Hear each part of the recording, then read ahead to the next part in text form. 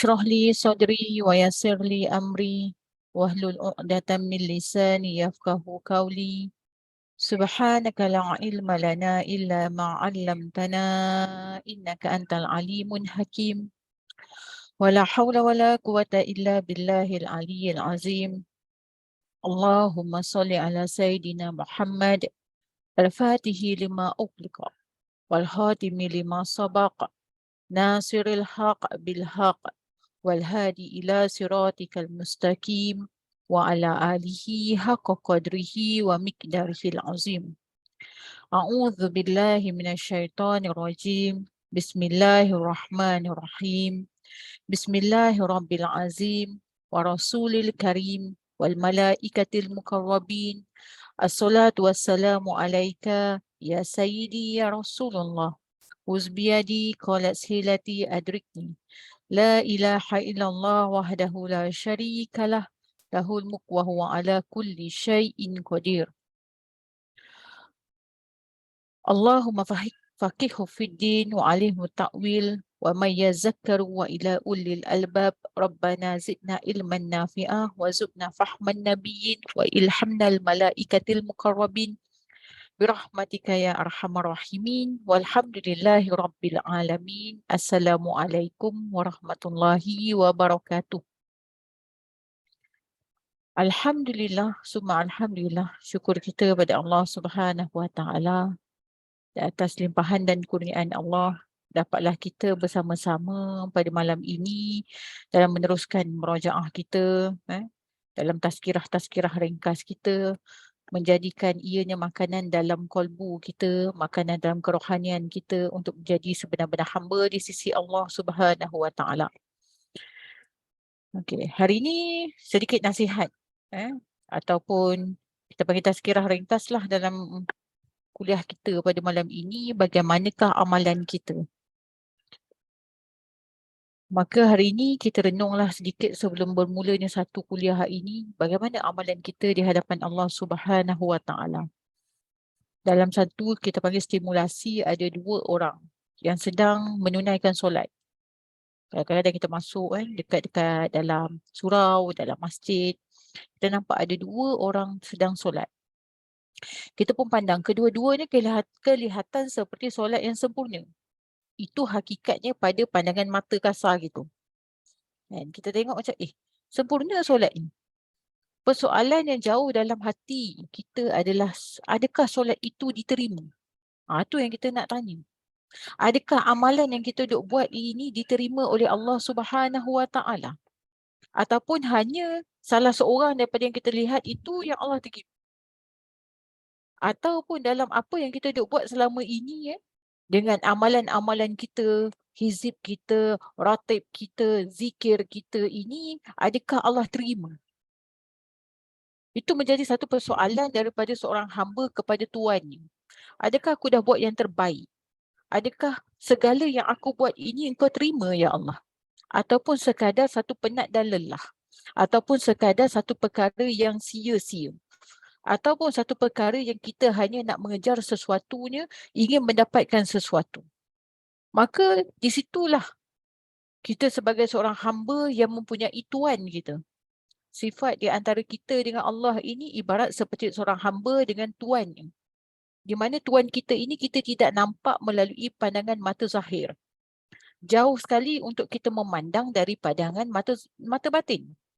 Namun ia cukup dapat dirasai apabila kita telah mencapai makam ihsan.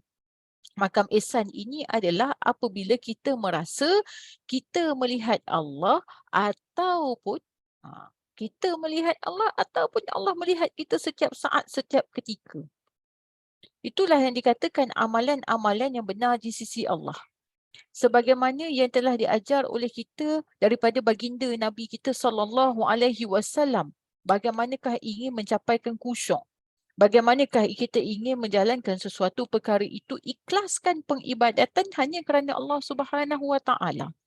Inilah yang dikatakan vitamin-vitamin dan suplemen-suplemen kerohanian yang perlu kita tahu. Kan? Ataupun sekadar kita belajar ataupun sekadar amalan kita itu ibarat seperti melepaskan batuk di tangga.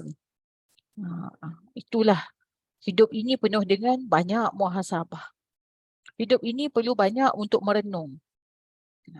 Kita bukanlah nak buka topik kita pada malam ini untuk kita kata sentiasa bersangka buruk kepada Allah Subhanahu Wa Taala. Tidak. Tetapi bagaimanakah kita untuk muhsininkan ataupun penambahbaikan daripada segi amalan kita. Untuk mendidik diri kita ini melengkapkan ibadah yang kita rasakan sebelum ini adalah sudah cukup sempurna. Maka di situlah buat perkata penulis ini ada dua ciri. Tak naklah kita kupah banyak-banyak ciri. Kita tengok dengan dua ciri, adakah ada dalam diri kita ini. Sebab kita ni bukan pada peringkat orang-orang yang anak-anak kecil. Anak-anak kecil ni macam mana? Dia buat dia sesuatu dia nak upah. Ataupun dia buat tu bukan kata dia nak upah je. Sebelum dia buat, upah dulu datang. Macam kita cakap kat anak kita lah, tolong mama buang sampah nanti mama bagi duit.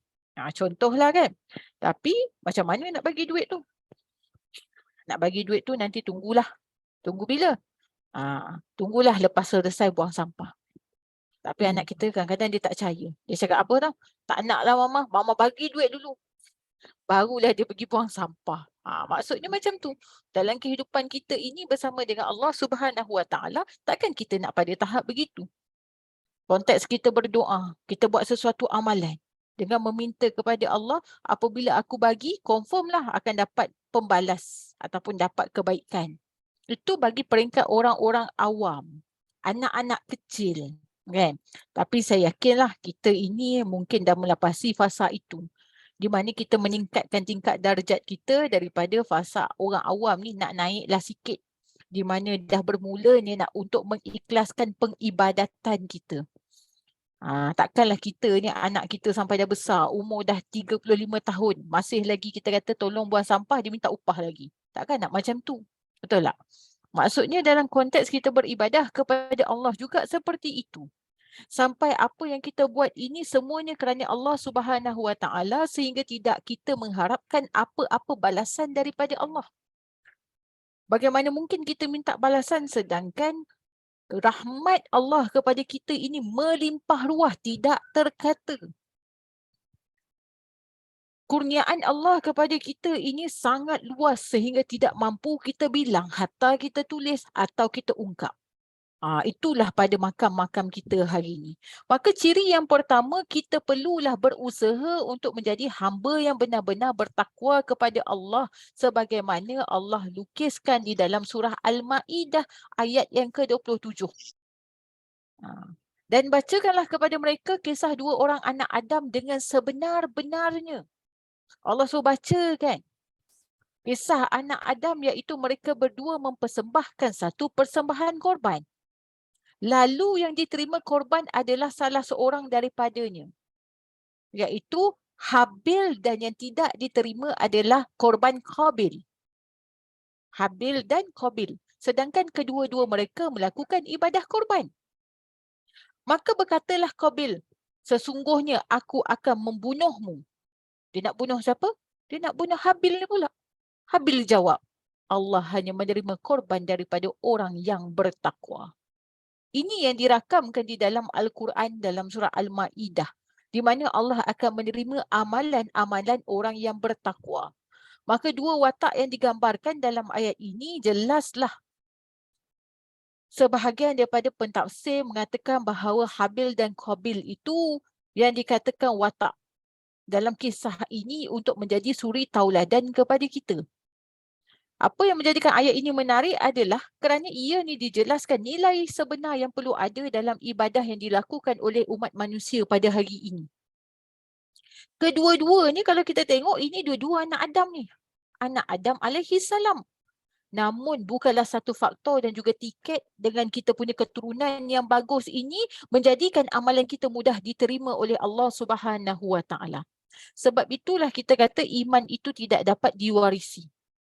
Tak kira lah kita keturunan mana pun. Kan? Untuk nenek moyang saya dulu. Kiai Ustazah. Maka yang kita boleh banggakan dengan keturunan saja. Tetapi iman tidak mampu diwarisi. Sekiranya keturunan menjadi faktor penyumbang, Bagaimana dengan kita yang sudah jauh daripada keturunan para nabi, para anbiya, para siddiqin? Siapa yang dapat bagi jaminan kepada amalan kita ini sudah diterima oleh Allah Subhanahu Wa Taala? Maka keturunan itu bukanlah segala-galanya. Namun yang menjadi persoalan ibadah dan segala amalan yang diterima perlulah dipastikan kita tergolong dalam golongan orang-orang yang bertakwa. Apa maksud takwa? Apakah yang dikatakan dengan takwa? Takwa ini sebenarnya kita duk sebut takwa. Siapa yang boleh tolong bagi pandangan ataupun jawapan? Apa yang dimaksudkan dengan takwa? Takwa adalah mengikut apa saja yang disuruh oleh Allah dan meninggalkan apa yang dilarang oleh Allah. Itulah takwa. Apa yang dikatakan dengan iman? Apa yang dikatakan dengan Islam? Apa yang dimaksudkan dengan ihsan? Islam itu adalah dengan melafazkan dengan perbuatan. Segala perbuatan kita lafazkan. Kena ada lafaz zahirnya. Sebab tu dia dalam rukun Islam. Rukun Islam tu pertama mengucap 2 kalimah syahadah. Dia tak boleh mengucap dalam hati je. Dia kena lafaz. Kena ada saksi. Dia mengucap dalam hati. Islam dah Islam. Siapa dengar? Siapa nak menjadi saksi? Right? Dan saksinya itu adalah golongan-golongan yang berautoriti. Contoh katakanlah diberi peluang, okey, orang tu mengucap depan saya nak masuk Islam Ustazah. Dia mengucap, saya bukan golongan autoriti. Golongan autoriti ini kalau dekat Malaysia ni, pejabat-pejabat agama, pejabat-pejabat mufti, tu autoriti lah. Yang diberikan amanah dan tanggungjawab. Maka saksinya itu. Yang kedua, solat 5 waktu sehari semalam.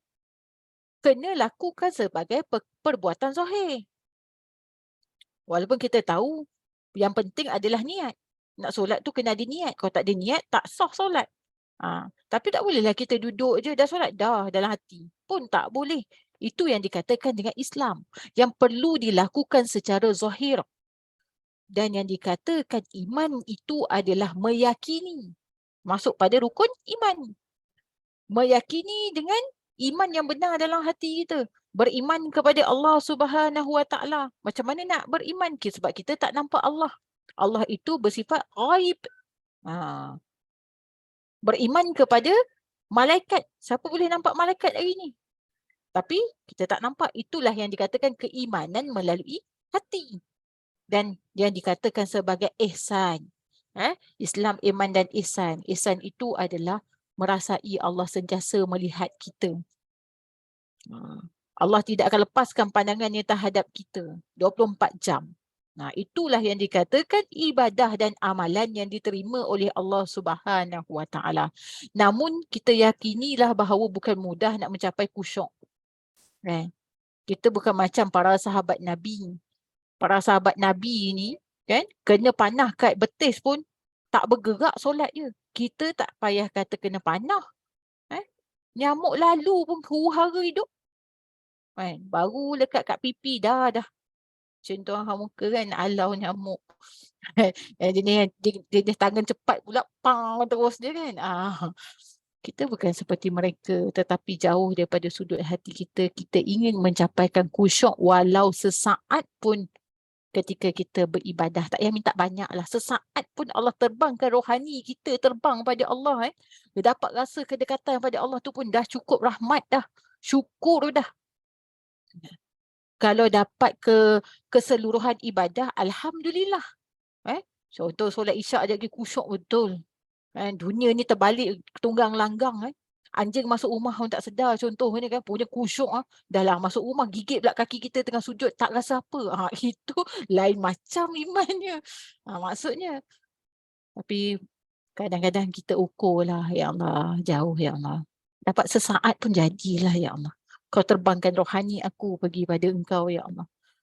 Sebab bila dah capai pada tahap itu dia rasa lain. Maka faktor utama bagi insan bertakwa itu tak susah dan tidak juga mustahil. Yang diperlukan dengan usaha dan pengorbanan yang tulus lagi suci, ikhlas semata-mata kerana Allah. Ramai orang tanya apa itu ikhlas? Saya ikhlas tolong awak. Jawapan tak ikhlas lah jawapannya. Tolong hantar kita. Tak apa Ustazah. Kita tak cakap apa-apa ni Ustazah. Tak apa saya ikhlas. Tak ikhlas. Sebab ikhlas ini tidak terungkap dengan kata-kata. Lainlah macam orang tu kalau kita nak bagi kan. Nak bagi yang contoh dia tu hantar kita bagi. Tak apa. Tu lain. Ini belum buat apa-apa. Belum turun kereta dah jawab. Saya ikhlas tolong Ustazah. Jawapan tak ikhlas lah tu. Masih lagi nak berkata-kata. Maka ikhlaskan pengibadatan ni sampai macam mana? Kita buat amalan tu dah tak terungkit-ungkit dah. Dalam puasa. Macam mana nak rasa ikhlaskan puasa tu? Tak terungkit. Tak ingat dah puasa sunat ke, puasa putih ke, puasa hitam ke, kelabu ke, tak ada dah. Dalam kamus hidup dia tak ada. Dah menjadi satu rutin dalam kehidupan dia. Maksudnya begitu. Kalau dalam keadaan perkara-perkara wajib ni, dia tak ada kata semenjak saya kan, ni saya alhamdulillah lah solat wajib saya dah tak. Maka jangan mudah cukup berasa selesa dengan amal ibadah yang dikerjakan tanpa penghayatan dan kesungguhan. Penghayatan itu penting.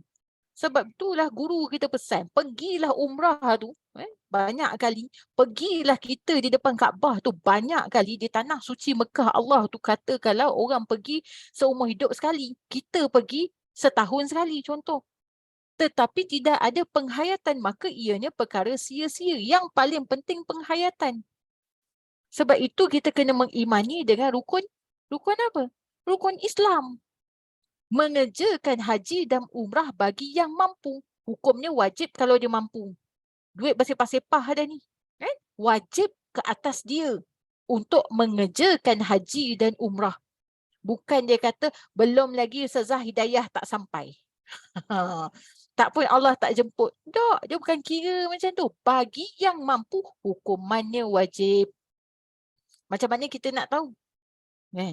Kita boleh ukurlah sendiri. Wajib tak wajib kita ni. Macam kita ni golongan-golongan marahai ni tak wajib lagi lah. Tapi berkeinginan nak pergi. Oh ya Allah tolonglah ya Allah nak pergi sangat. Duit tak ada ni cerita nak pergi aja. Tapi bukanlah kita pergi umrah itu, pergi ke tanah suci Mekah itu dengan tiket duit. Bukan. Kalau Allah jemput, sampailah. Maka minta dengan Allah, ya Allah jemput aku. Minta. Bukan minta dengan Allah berikan aku rezeki yang banyak untuk aku pergi. Tak. Takut Allah bagi kita rezeki banyak, tak pergi juga. Kita tak pergi tanah suci Mekah, tapi kita pergi tanah yang lain. Tanah mana? Melbourne contoh. Turki contoh. Tanah juga kan? Maksudnya begitu. Maka penghayatan itu paling penting dalam kehidupan kita. Paling menakutkan ada kalangan di kalangan kita yang terang-terang bangga. Aku dah solat dah. Aku dah tunaikan haji lah. Aku dah sedekah banyak ni. Itu dan ini kelompok manusia begini sebenarnya memiliki hati yang sudah dilitupi rasa angkuh dan ego. Wa na'udzubillah min zalik. Kita tak nak tahap ni. Aku dah pergi haji dah pergi dah. Saya pergi dah 2 tahun lepas. Pergi lagi dah. Pesan guru saya, hukum nak pergi tanah suci ni hukumnya sekali je yang wajib, yang selebihnya sunat. Ada yang kadang-kadang ulama kita dia tak letak sunat, dia tak harus lagi. Sebab apa? Dia suruh hantar orang lain yang pergi. Kalau nak pergi selalu, guru saya pesan kata boleh jadi mutawif. Tu je lesen dia. Kalau tak jadi mutawif nak pergi saja-saja. Ini bukan pesan saya lah, pesan guru saya. Itu yang pertama. Ciri yang kedua, selain sifat takwa, ada satu lagi sunnah para nabi dan para rasul yang begitu mulia, iaitu berdoa dan sentiasa memohon kepada Allah ibadah yang dikerjakan itu diterima oleh Allah. Kita masih lagi punya masa kan, untuk temui, duduk lepas solat, berdoa sungguh-sungguh pada Allah, minta pada Allah agar Allah terima amalan kita. Kita tak tahu amalan kita mana yang Allah terima. Tak tahu sama sekali. Boleh jadi amalan yang ringan je Allah terima. Kita tak tahu. Maka banyakkan latih hati kita ini buatkan kebaikan. Tak ramai kadang-kadang kita tengok orang yang duduk muhasabah diri. Tak ramai orang yang merenung akan keadaan dirinya berbanding orang yang buat amal. Contohnya lepas solat je kan, nak baca Quran, nak berzikir, nak bertasbih, macam-macam dia nak buat. Tetapi dia lupa dengan munajatnya kepada Allah itu lebih besar rahmatnya untuk merenung dan menyuluh hatinya. Sebab dia je tahu. Minta pada Allah. Ya Allah, sesungguhnya engkau mengetahui akan hatiku ya Allah. Dan kadang-kadang kita juga tahu hati kita ni. Kita takut kita buat sesuatu amalan itu bukanlah kerana Allah Subhanahu Wa Taala. Tetapi kita minta pada golongan-golongan yang telah sampai pada tingkat yang tertinggi, dia bukan minta syurga. Dalam kamus hidup dia tak minta syurga dah. Sebab itulah doa Rabi'atul Adawiyah kita tengok. Kalau kita nak baca ayat dia tu pun, gementar hati. Sebab kita ni golongan rakyat-rakyat kuali, bukan wali. Kuali Apa doa Rabi'atul Adawiyah? Ya Allah, sekiranya neraka itu adalah tempat yang kau redha ke atasku, maka kau masukkan aku dalam neraka. Kita boleh buat macam tu? Kalau saya tak boleh lagi. Sebab tu masa baca doa Rabi'atul Adawiyah tu, seram dan macam doa dia ni kan. Kita nak syurga. Ya Allah, sekiranya amalan aku yang aku duk buat ni, hanyalah mendapatkan syurgamu, hanya nak dapatkan syurgamu ya Allah. Maka kau campak aku dalam neraka. Allahu Akbar. Kalau mungkinlah kat sini orang lain mungkinlah boleh amal doa tu. Saya kuali lagi tak mampu rasa. Tapi itulah yang dikatakan dengan ikhlas. Mereka bukan meminta syurga tetapi mereka meminta pemilik syurga. Apa artinya masuk dalam istana tapi tak jumpa agung? Masuk istana, setiap hari masuk istana. Dapat jumpa agung? Tak best kot. Hari pertama mungkin best. Hari kedua best. Tapi makin lama dah duduk dalam istana, tak pernah sekali jumpa agung. Maka itulah dikata mengikhlaskan pengibadatan. Sehingga kan Rabi'atul Adawiyah tu mengajarkan kepada kita bagaimanakah hatinya itu ada Kaabah. Bukan ambil Kaabah letak kat hati. Tak. Di mana Kaabahnya itu dia bawa macam mana? Kaabah itu datang pada dia. Nak cerita imannya tu. Bukan kerana seketul Kaabah yang perlu dia jajah. Tetapi Kaabah ni di dalam hati yang sentiasa bertawaf. Ini makam tinggi ya. Sampailah diuji. Pembesar-pembesar datang nak melamar Abu Bakar. Nak melamar Rabi'atul Adawiyah. Lalu Rabi'atul Adawiyah minta apa pada Allah? Bagaimana mungkin aku ni nak khianat padamu ya Allah? Bagaimana mungkin aku nak pecahkan cintaku antara seorang manusia dengan engkau ya Allah? Itu lesen bagi orang yang tak nak kahwin. Right, sampai macam tu kita tak mampu, saya tak mampulah. Maka kita tengok dalam surah Al-Baqarah ayat 127, cerita pasal Nabi Ibrahim alaihi salam. Dalam surah Ibrahim kebanyakan menceritakan tentang tauhid. Siapa yang nak, kalau rasa iman dia macam tak berapa gentar, nak pasakkan tauhid dalam hati, banyak baca surah Ibrahim. Dan ingatlah kepada Nabi Ibrahim bersama Nabi Ismail meninggikan binaan asas Baitullah itu sambil keduanya berdoa dan berkata, wahai Tuhan kami, terimalah daripada kami amal kami. Sesungguhnya engkau maha mendengar lagi maha mengetahui. Walaupun dikatakan Nabi Ibrahim alaihi salam itu adalah Khailullah ataupun Nabi, tetapi masih lagi dia minta kepada Allah segala amalannya itu diterima oleh Allah Subhanahu Wa Taala. Kita ni belum lagi lah nak disebut para Nabi. Maka dengan sifat yang merendah diri dan memohon segala amalan kepada Allah diterima. Maka bukanlah satu gesaan apatah lagi menjatuhkan hukuman wajib untuk berdoa selepas solat. Tapi ini yang dilakukan oleh para Nabi kita setiap kali lepas solat mereka akan memohon dan merintih kepada Allah agar ibadah mereka itu diterima. Sedangkan mereka itu diangkat oleh Allah sebagai para Nabi dan Rasul. Syurga dah tertulis dah buat diri mereka.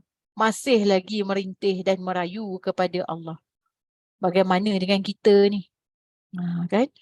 Moga-moga Allah berikan kepada kita kelapangan, keringanan untuk sentiasa berdoa kepada Allah dan juga tubuh badan yang sentiasa diberikan kekuatan untuk mengikhlaskan pengibadatan kita.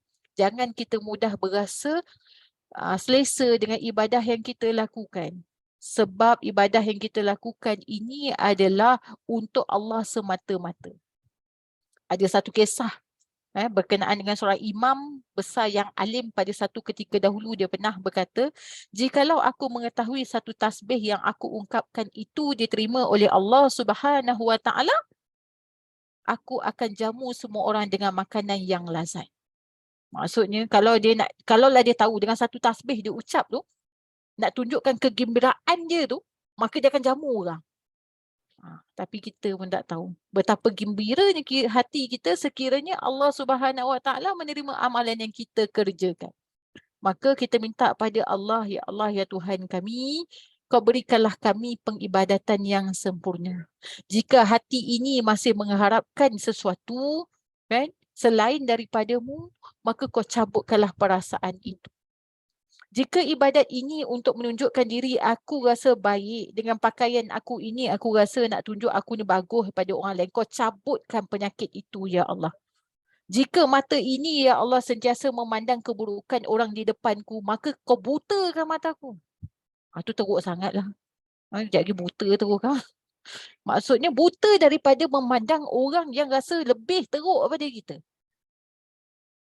Jika mulut ini lebih banyak membuat dosa dan maksiat, ya Allah, maka Kau diamkanlah mulut ini. Itulah maksud.